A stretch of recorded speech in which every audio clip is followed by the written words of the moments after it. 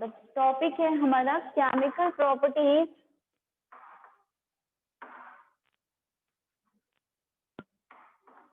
Of boron family, या हम इसको कहते हैं ग्रुप नंबर 13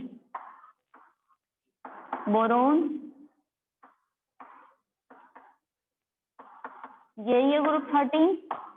तो फर्स्ट केमिकल, तो सभी में केमिकल प्रॉपर्टी क्या होती है? Reaction with air. तो एयर के साथ रिएक्शन करेंगे तो क्या बनेंगे? ऑक्साइड्स ही फॉर्म होंगे। अगर हम बोरोन का लेके चल रहे हैं तो यहाँ पर सबसे फर्स्ट प्रॉपर्टी है रिएक्शन विद एयर। एयर के साथ रिएक्शन करेंगे तो क्या फॉर्म्ड होगा? जैसे हमारा बोरोन है वो एयर के साथ रिएक्शन कर रहा है, तो मैंने आपको बताया है कि कोई भी केमिकल प्रॉपर्टीज करने से पहले आप क्या याद रखेंगे? फॉर्मूला मेकिंग, है ना, कि कोई भी फॉर्मूला हम कैसे बना सकते हैं। तो फॉर्मूला क्या बनेगा? हमें पता है कि जब बोरोन ऑक्सीजन के साथ मिलेगा तो बोरोन ऑक्साइड बनेगा। अब हम इसको देखिए फॉर्मूला क्या बैठेगा। बोरोन की वैलेंसी होगी 3, जो कि 13 ग्रुप का एलिमेंट है। ऑक्सीजन की 2, तो फॉर्मूला क्या बन जाएगा? B2O3। फॉर्मूला बना B2O3 बना दीजिए। अब now you will balance this chemical reaction. तो बैलेंस करने के लिए आपको क्या करना है? B के 2 करने पड़ेंगे, कर दिए। Yes ma'am. अब यहाँ पर ऑक्सीजन के तो 3 है, 3 को कैसे बैलेंस करें? पहले इसको किसी सम नंबर में लेके आएंगे, ऑड नंबर में तो नहीं। तो हमने क्या करा, अगर मैं 1 से करूं तो नहीं होगा, 2 से करूं, ऑक्सीजन के 2 कर दूं तो नहीं होगा, मैं यहाँ पर 2 कर दूं तो 6 हो जाएगा यहाँ पे, और ये फिर हो जाएगा 4। क्योंकि कभी भी आप ऑड नंबर में रिएक्शन को बैलेंस नहीं कर सकते, तो आपको सम नंबर में उसको बैलेंस करना पड़ेगा। तो reaction will be 4B + 3O2 gives 2B2O3।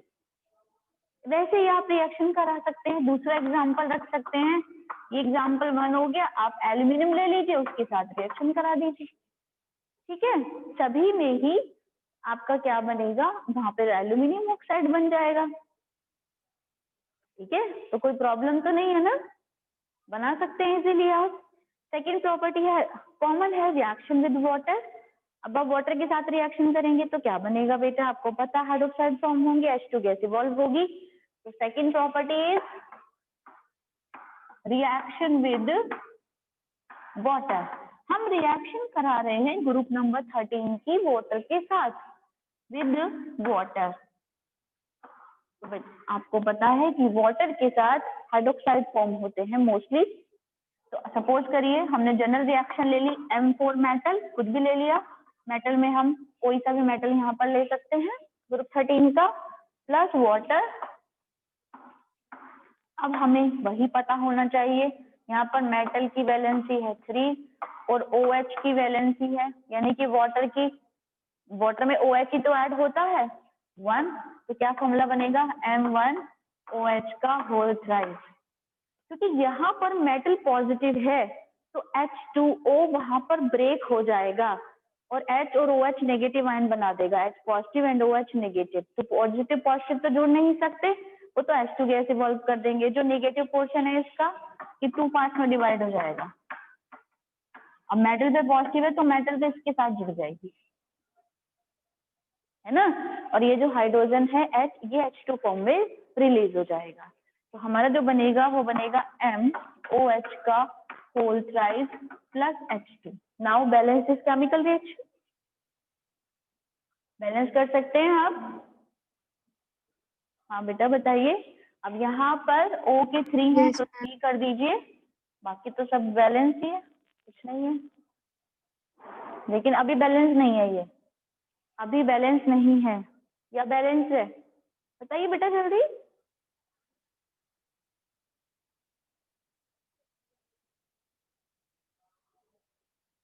यहाँ पर एक H का अभी आपको थोड़ा सा लग रहा होगा, अगर आप देखें कि एक H यहाँ पे कम है, लेकिन उस H को आप H+ में नहीं निकाल सकते, उसको आप रहने दीजिए, क्योंकि बाकी तो हमारी रिएक्शन बैलेंस है ना। आ रहे हैं समझ में? क्लियर हो रहा है सबको? Yes ma'am. यहाँ पर अगर हम 2 ले लें तो 2, और यहाँ पे हम 2 कर दें तो क्या हो जाएगा, फिर तो ज्यादा हो जाएंगे, फिर 4 हो जाएंगे, यहाँ पे रिएक्शन बैलेंस हो जाएगी। नहीं होगी तब भी, ऑक्सीजन के 6 हो गए, तो रहने दो, फिर इसको 3 रहने दो बेटा, इसको करने की जरूरत नहीं है। और कॉम्प्लिकेटेड करने से क्या फायदा, हमें पता तो चल ही रहा है।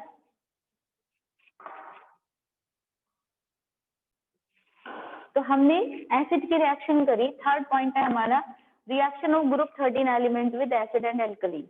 सपोज करिए हमने Al मेटल लिया और उसकी रिएक्शन H2SO4 से कराई। H2SO4 एसिड है, हम यहाँ पर H2SO4 की जगह HCl भी रख सकते हैं, दोनों ही स्ट्रॉन्ग एसिड है। आपको पता है कि जब भी Al जो है, यहाँ पर डिस्प्लेसमेंट रिएक्शन ही होती है ज्यादातर। Al पॉजिटिव है, H पॉजिटिव है, SO4 निगेटिव है, तो ये SO4 के साथ ही जुड़ेगा, क्योंकि ये पॉजिटिव चार्ज है तो निगेटिव के साथ ही तो जुड़ेगा। तो क्या बनाएगा, Al और SO4, SO4 की वैलेंसी 2, Al की 3, तो क्या बनेगा, Al2SO4 का होल साइज बना दीजिए, Al2SO4 का होल साइज, Al2SO4 का होल साइज। अब हमें रिएक्शन को बैलेंस करना है, 2 कर दिया, SO4 की 3 है, तो साथ में क्या निकल गया बेटा, 3H। क्लियर हुआ या नहीं हुआ है, बताते जाइए मुझे। मैम एक बार और बता दो। Yes ma'am. जैसे हमारा Al है यहाँ पर, तो Al जो होता है वो H2SO4 या HCl के साथ रिएक्शन करता है, तो सॉल्ट बनाएगा प्लस H2 गैस इवॉल्व करेगा। यही तो है मेटेलिक प्रॉपर्टी, आप चैप्टर 2 में तो पढ़ के आए क्लास 10th के। तो यहाँ पर एल्यूमिनियम सल्फेट के साथ जुड़कर एल्यूमिनियम सल्फेट बनाया और साथ में H2 गैस को इवॉल्व कर दिया। लेकिन एल्यूमिनियम एसिड के साथ साथ बेस से भी रिएक्शन कर सकता है, क्योंकि एल्यूमिनियम एम्फोटेरिक नेचर शो करता है ना। इसके तो यहाँ पर आप इसकी रिएक्शन जो है, Al की रिएक्शन NaOH के साथ भी दिखाएंगे, तो Al प्लस NaOH। अब बेस के साथ ये कॉम्प्लेक्स बनाएगा बेटा, और कॉम्प्लेक्स बनाने के लिए आपको वाटर भी चाहिए प्लस H2O। ये आपको याद रखना पड़ेगा। Al की रिएक्शन आप किससे कराएंगे, 2Al लेंगे, 2NaOH लेंगे और 2 वाटर के मॉलिक्यूल्स लेंगे। वाटर के मॉलिक्यूल्स लेंगे 6, बाद में बैलेंस करेंगे तो पता चल जाएगा।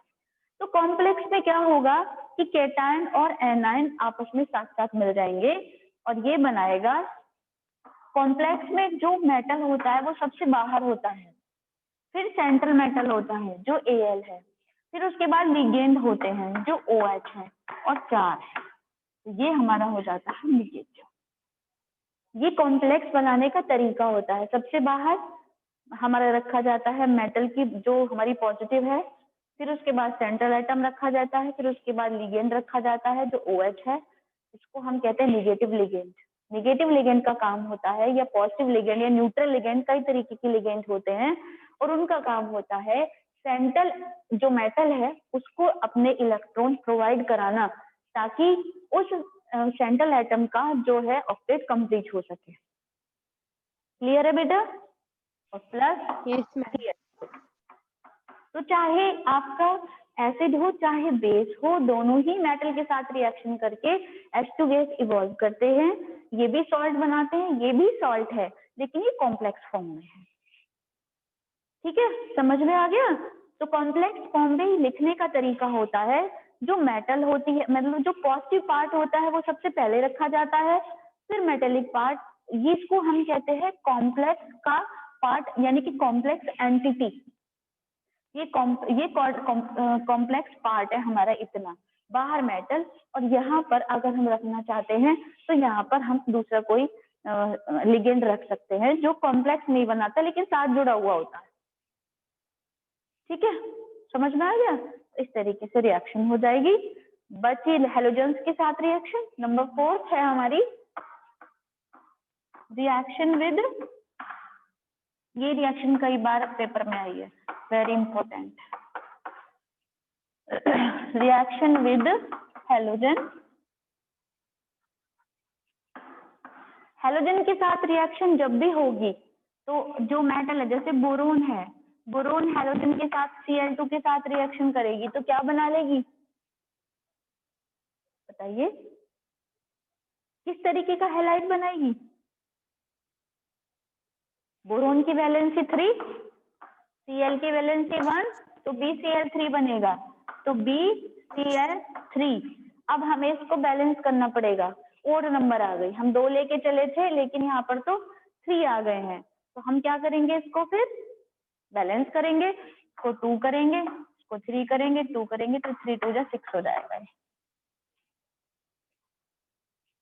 नाउ जो हमारी प्रॉपर्टीज थी वो सब लगभग हो चुकी हैं। एक और रिएक्शन बची है, रिएक्शन विद नॉन मेटल्स, यानी कि बोरोन की रिएक्शन आप N2 से करा सकते हैं तो बोरोन नाइट्राइड बन जाएगा, कार्बन से करा सकते हैं तो बोरोन कार्बाइड बन जाएगा। तो इस तरीके से आप इसकी प्रॉपर्टीज को पढ़ सकते हैं। ठीक है, क्लियर? Yes ma'am.